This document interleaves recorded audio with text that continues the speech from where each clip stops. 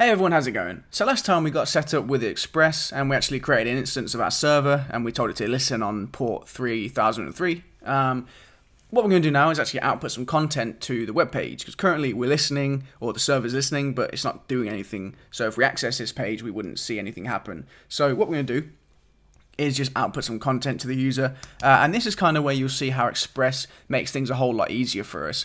If you compare what we're about to do with what we did in the early videos where I covered the node basics, you'll notice this syntax is a whole lot simpler and it saves us a whole lot of code. So you'll see though how this is quite good. So we'll just say app.get like this. So this is saying when someone accesses this server using a GET request, and the path we're going to check for is just a slash. So this is the root. So when they access just the site at the root level, I'm going to say comma, and then the function we want to do. So in parentheses, we're going to say rec, res, and next. So this is our request variable, our response variable, and next, which basically handles any middleware, but we'll explain more about that in the upcoming videos. All you need to know basically at the moment is rec is the request, so the request which is incoming to this this path right here, and response is the thing we're going to use to send data back to the user after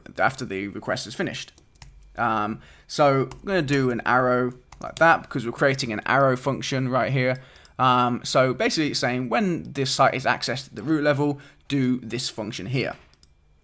Okay, and all we're going to do is say res, we're accessing this response variable, dot status like this, and it's going to be 200. A 200 HTTP response means okay, means it was successful.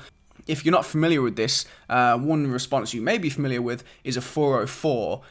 If you try and access a website or a web page which doesn't exist, if you get the path wrong or something, or the link's changed, you might have seen a 404 error before, and that's what this is. It's similar. 404 is the status code, just like 200 is the status code for a success. So after that, we'll just say send, and we'll just output some text to the user. We'll just say Yahoo, like that. All right. So give that a save. And just to reiterate once more, we've just specified that when you access the site at the root level, we're going to do this code right here. So let's give it a try.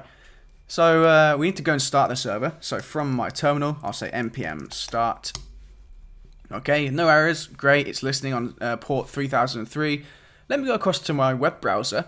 So let's go to the URL localhost on port 3003. So that's with a colon right there.